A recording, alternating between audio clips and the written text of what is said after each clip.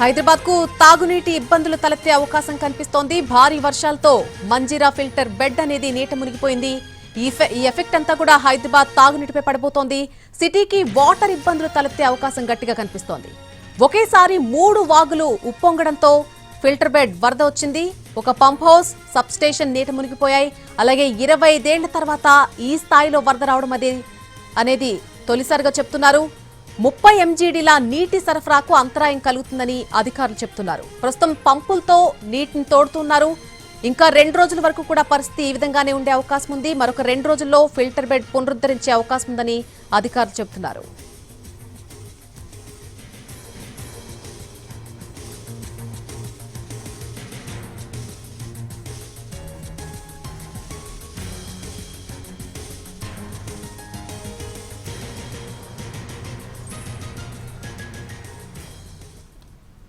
భారీ వర్షాలతో Manjira filter bed పూర్తిగా నీట మునిగిపోయింది. మరొక 2 రోజుల వరకు కూడా హైదరాబాద్ లో తాగునీటికి సంబంధించి ఇబ్బందులుండే అవకాశం గట్టిగా కనిపిస్తోంది. ఇది అంశానికి సంబంధించి పూర్తి అప్డేట్ మా ప్రతినిధి శ్రీనివాస్ అందిస్తారు.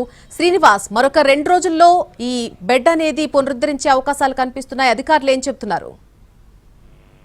ప్రధానంగా చూసుకుంటే మాత్రం గత 2 రోజులుగా సంగారెడ్డి జిల్లాలో ఎడతెరిపి లేకుండా వర్షాలు కురుస్తూనే ఉన్నాయి. దీనికి తోడు వికారాబాద్ జిల్లాలోనూ భారీ వర్షాలు అయితే నమోదవుతున్నాయి. దీంతో వికారాబాద్ జిల్లాలో కురుస్తున్నటువంటి భారీ వర్షాలకు, ఆ వికారాబాద్ జిల్లా మోమిన్పేట్ ప్రాంతంలో కురుస్తున్నటువంటి భారీ వర్షాలకు ఆ నీరంతా కూడా సంగారెడ్డి జిల్లాలో ఉన్నటువంటి రాళ్లకత్వ, గంగకత్వ వాగులోకి వచ్చి చేరుతుంది. దీంతో ఆ వాగులంతా కూడా పొంగిపూర్లి మంజీరా బ్యారేజ్ లోకి వచ్చి ఆ ప్రతిసారి కూడా వరద నీరంతా చేరుతుంది. దీంతో నిన్న భారీ వర్షం ఒక్కసారిగా కూడా గంటల్లోనే కొన్ని సెంటీమీటర్ల వర్షపాతం నమోదవుతుండటంతో ఒక్కసారిగా కూడా 3 వాగులు, పెద్దపూర్ దగ్గర వాగు, నదికంది దగ్గర వాగు ఉంటుంది. అయితే దీనికి కూడా చిన్న వాగు, 3 వాగులు కలిసి పెద్దపూర్ దగ్గర భారీ స్థాయిలో వరద రావడంతో మాత్రం ఒక్కసారిగా మంజీరా ఫిల్టర్ బెడ్ లోకి ఈ వరద నీరంతా కూడా వెళ్ళింది. అయితే అప్పటికే అధికారులు చిన్నగా వాటర్ వస్తున్నా కూడా దాన్ని బయటికి తోడే ప్రయత్నం చేశారు. కానీ ఆ ప్రయత్నాలు ఏవి ఫలించలేదు. ఒక్కసారిగా వచ్చినటువంటి వరదతో ఫిల్టర్ బెడ్ అంతా కూడా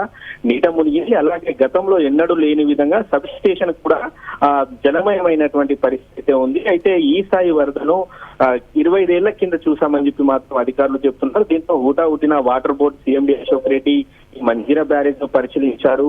అలాగే నీట మునిగినటువంటి పంప్ హౌస్ కావచ్చు, సబ్ స్టేషన్ రెండింటిని పరిశీలించి అధికారులకు పలు సూచనలు కూడా చేశారు. వెంటనే నీటిని కూడా బయటికి తోడే ప్రయత్నం అయితే చేస్తున్నారు. అయితే మంజీరా బ్యారేజ్ నుంచి హైదరాబాద్ కి ప్రతిరోజు 600 MGDల తాగునీటి సరఫరా అవుతుంది. అయితే ఈ పంప్ నీట మునిగినటువంటి పంప్ హౌస్ ఏదైతే ఉందో ఆ పంప్ హౌస్ ద్వారా మాత్రం 30 MGDల నీటి సరఫరా మాత్రం అంతరాయం కలిగినట్టయితే CMD అశోక్ రెడ్డి చెప్పారు. ఆ ప్రస్తుతం అయితే ఆ డీవాటరింగ్ ప్రక్రియ ఏదైతే ఉందో ఆ ప్రక్రియ జరుగుతుంది.